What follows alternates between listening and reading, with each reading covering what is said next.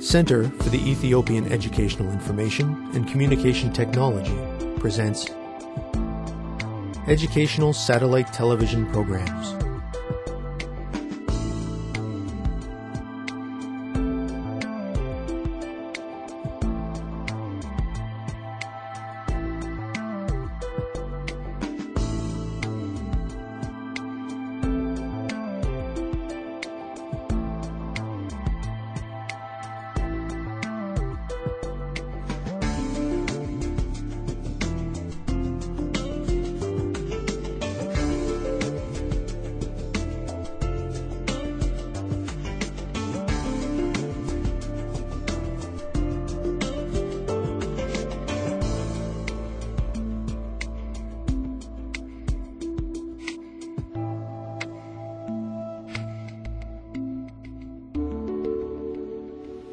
Hello, teacher.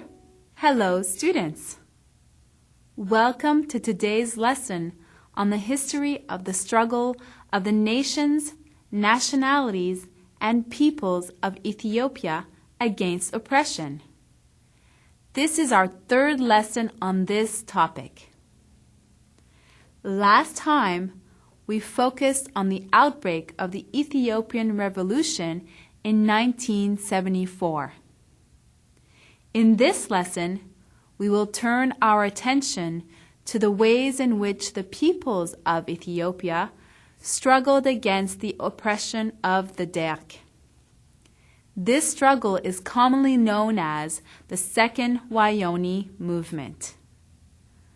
We will learn about the formation of opposition groups and the transition to democratic rule. We will begin with an activity to review what we learned last time. Students, in a moment, a series of questions will appear on the screen. Please answer them in complete sentences. You may get started right away, students. I will be with you again in a few minutes. Students, let's get ready. Begin.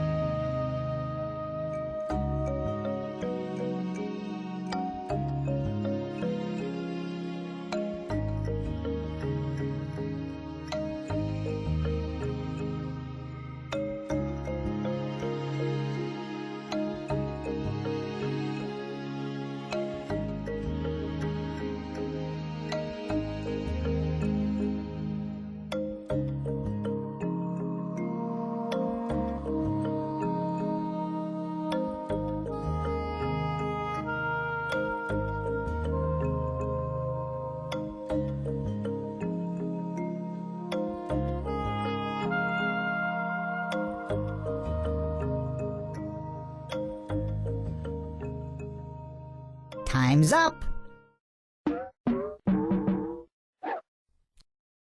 Let's get back to our lesson. Well done, students. Thank you for your participation. I hope you enjoyed reviewing the material we studied last time. Let us discuss the answers to these questions now. The revolution did not happen suddenly. It was the result of a steady buildup of tension, discontent, and opposition to the government policies. In 1973, the students began to protest as a result of the famine in the Wollo province. This famine was the result of administrative mismanagement and corruption, and it resulted in the deaths of thousands. In 1974, the armed forces, including the Air Force, mutinied. They were protesting against the lack of food, water, and pay, and also about poor living conditions. The Arab-Israeli War caused an energy crisis, which resulted in the raising of fuel prices across the world. Ethiopian taxi drivers went on strike in 1974. If you answered these questions correctly, students, well done. We will now discuss the struggle of the nations, nationalities, and peoples of Ethiopia against the Derg. The Derg was officially called the Coordinating Committee of the Armed Forces, Police, and Territorial Army. In 1974, Haile Selassie was overthrown and imprisoned. There, the Derg was officially announced, and it took over government power. The struggle to overthrow the military regime began almost as soon as it seized power. The peoples of Ethiopia had just experienced a revolution, and they were not willing to exchange one form of oppression for another. Several political organizations were formed in 1975. These included the Ethiopian People's Revolutionary Party, the Tigray People's Liberation Front, and the All-Ethiopian Socialist Movement. All of the anti-Derg movements had the objective of waging an armed struggle against the military regime. They aimed to overthrow the Derg and establish a democratic system in Ethiopia. They were dedicated to notions of equality. However, none of the opposition groups was very successful except the Tigray People's Liberation Front. This was commonly called the Second Woyane movement. I am sure that you can recall our discussion of the First Woyane movement in an earlier lesson. The other opposition groups were unsuccessful because they experienced internal conflict and crisis. The Tigray People's Liberation Front, or TPLF, worked hard to secure its existence and to ensure a broad base of support from the people of Tigray. The Derg repeatedly attempted to wage military campaigns against the TPLF, but it was effectively driven back each time. The TPLF grew as a strong democratic movement. It was able to create and sustain its own large liberated area in Tigray. In 1988, the TPLF was so strong it could attack the garrisons of the military regime. It was able to start waves of attack that led to the liberation of much of Tigray. It advanced the struggle to central Ethiopia. Around this time, the TPLF agreed to join with the Ethiopian People's Democratic Movement, or EPDM. Together, they were renamed the Ethiopian People's Revolutionary Democratic Front, or EPRDF. The EPRDF was joined by the Oromo People's Democratic Organization, or the OPDO, and the Ethiopian Democratic Officers Revolutionary Movement, or the EDORM. These unions made the EPRDF stronger than ever. After a struggle, the EPRDF was able to advance the central and southern parts of Ethiopia in 1991. This led to the successful end of the Liberation War and brought about the downfall of the Derg. A transitional government was put in place while the country attempted to regain order after the long and difficult struggle. In 1994, the new government was formed and the Constitution was created. It was accepted and ratified in 1995. Students, how does the democratic Constitution protect you from the kinds of oppression we have learned about in this and previous lessons? Students, let's get ready. Begin.